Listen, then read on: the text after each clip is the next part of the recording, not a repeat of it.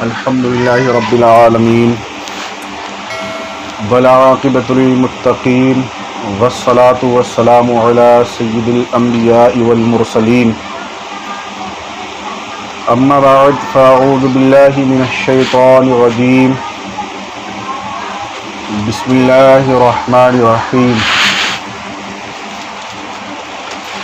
وما خلقت الجن والانس الا ليعبدون آمنت باللہ صدق اللہ مولانا العظیم وبلغنا رسوله النبی الامین المتین الکریم نحن على ذلك لمن الشاہدین والشاکرین والحمد للہ رب العالمین۔ آئیے حضرات، ہم سب مل کر سب سے پہلے گنبد خضرا میں آرام فرمانے والے آقا، لمبے لمبے ہاتھوں سے بھیک دینے والے داتا، بے کسوں کے کس بے بسوں کے بس، جناب احمد مجتبیٰ حضرت محمد مصطفیٰ صلی اللہ علیہ وسلم کی بارگاہ رسالت میں بلند آواز سے درود و پاک کا نذرانہ پیش کریں۔ اللہم صلی علی سیدنا و شفیعنا و کریمنا و ملجانا و مولانا محمد مبارک وسلم، صلو علیہ صلاۃ و سلام علیک یا رسول اللہ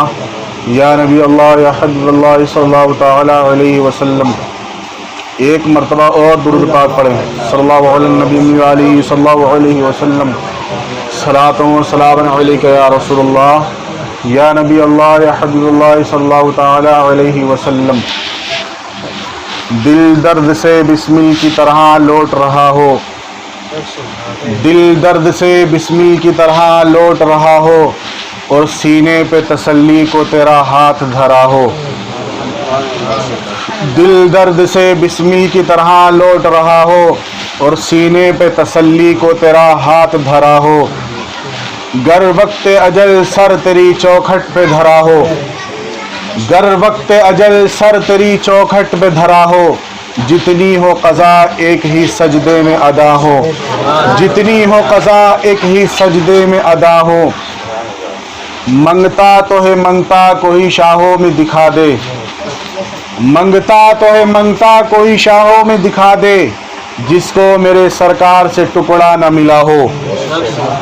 جس کو میرے سرکار سے ٹکڑا نہ ملا ہو۔ اور آتا ہے فقیروں پہ انہیں پیار کچھ ایسا، آتا ہے فقیروں پہ انہیں پیار کچھ ایسا، خود بھیک دیں اور خود کہیں منگتا کا بھلا ہو، خود بھیک دیں اور خود کہیں منگتا کا بھلا ہو۔ ڈھونڈا ہی کریں حشر میں، ڈھونڈا ہی کریں حشر میں قیامت کے سپاہی، ڈھونڈا ہی کریں حشر میں قیامت کے سپاہی، وہ کس کو ملے جو تیرے دامن میں چھپا ہو، وہ کس کو ملے جو تیرے دامن میں چھپا ہو۔ دل درد سے بسمل کی طرح لوٹ رہا ہو، اور سینے پہ تسلی کو تیرا ہاتھ دھرا ہو۔ ایک مرتبہ اور بلند آواز سے درود پاک پڑھیں۔ اللہم صلی علی محمد وعلی آل محمد ادرکنی یا رسول اللہ صلی اللہ علیہ وسلم۔ حضرات، خطبہ مسنونہ کے بعد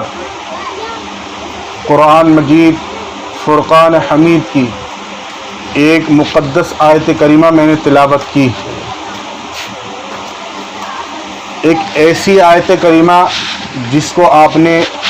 اس سے پہلے بھی کئی بار سنا ہوگا، اور آپ کے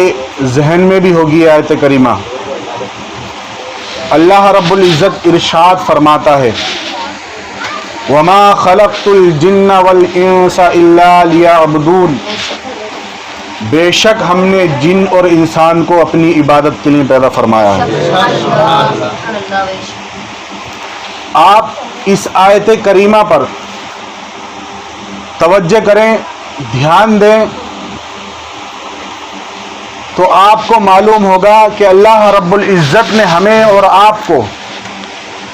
اس دنیا کے اندر کس لیے بھیجا ہے۔ میں صاف بات کروں تو اللہ رب العزت نے ہمیں اور آپ کو یہ زندگی کیوں عطا فرمائی ہے؟ اللہ رب العزت نے ہمیں اس دنیا کے اندر کیوں پیدا فرمایا ہے؟ اللہ رب العزت نے ہمیں اس دنیا کے اندر اشرف المخلوقات کا درجہ دے کر ہمیں اور آپ کو اس دنیا کے اندر کیوں بھیجا ہے؟ تو اللہ رب العزت ارشاد فرماتا ہے وما خلقت الجن والانس الا ليعبدون، بے شک ہم نے جن اور انسان کو اپنی عبادت کے لیے پیدا فرمایا ہے۔ اس آیت کریمہ سے یہ بات پوری طور سے واضح ہے کہ اللہ رب العزت نے ہمیں یہ زندگی اپنی عبادت کے لیے عطا فرمائی ہے، اور اب کوئی انسان اس دنیا کے اندر آنے کے بعد اللہ رب العزت نے اسے عبادت کے لیے پیدا فرمایا۔ دنیا میں ہم اور آپ آنے کے بعد اللہ رب العزت کی عبادت نہ کریں، بلکہ اس دنیا میں آنے کے بعد اس دنیا کی رنگینیوں میں گم ہو جائیں، اس دنیا کی خرافاتوں میں لگ جائیں، اس دنیا کی بیہودہ حرکتوں میں اپنا وقت صرف کریں، تو یہ عقل مندی کی بات نہیں ہے۔ عقل مند وہی ہے، ہوشیار وہی ہے، دانا وہی ہے جو اللہ رب العزت نے جس مقصد کے لیے ہمیں اس دنیا کے اندر بھیجا ہے، اگر ہم اور آپ اس دنیا میں آنے کے بعد اس مقصد میں لگ جائیں، جبھی ہم عقل مند ہیں، جبھی ہم ہوشیار ہیں۔ اور اگر اس سے ہم پھرے، اگر ہم نے اس سے انحراف کیا، اگر ہم اس سے ہٹ کر دوسرے راستے پر چلے، عقل مند نہیں ہے، اب ہم ہوشیار نہیں ہیں، بلکہ ہماری زندگی اس مخلوق میں آئے گی۔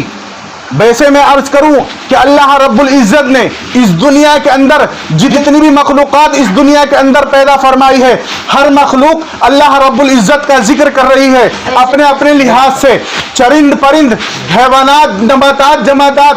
ہر مخلوق اللہ رب العزت کا ذکر کرتے ہوئے اس دنیا پر آپ کو مل جائے گی، لیکن ایک مخلوق اس دنیا کے اندر ایسی ہے جس کو حضرت انسان کہا جاتا ہے۔ یہ حضرت انسان اس دنیا میں آنے کے بعد اللہ رب العزت کی عبادت کو بھول گیا، دنیا میں آنے کے بعد اس دنیا کی رنگینیوں میں گم ہو گیا۔ میں یہ نہیں کہتا کہ آپ دنیا میں آنے کے بعد شادی نہ کریں، آپ دنیا میں آنے کے بعد بہترین مکان نہ بنائیں، آپ دنیا میں آنے کے بعد بہترین لباس نہ پہنیں، آپ دنیا میں آنے کے بعد آپ اپنے بچوں کے لیے بہترین مکان نہ بنائیں، آپ دنیا میں آنے کے بعد اپنے بچوں کے لیے بہترین تعلیم کا انتظام نہ کریں، آپ دنیا میں آنے کے بعد اسی طرح چلے جائیں۔ میں یہ نہیں کہتا، بلکہ آپ دنیا داری کے ساتھ ساتھ اللہ رب العزت کا ذکر کیجئے۔ جب آپ اپنا کاروبار کریں گے، جب آپ بہترین مکان بنائیں گے، جب آپ بہترین لباس پہنیں گے، جب آپ اپنے بچوں کے لیے حلال رزق کا انتظام کریں گے اور اس کے ساتھ ساتھ اللہ رب العزت کی عبادت کریں گے،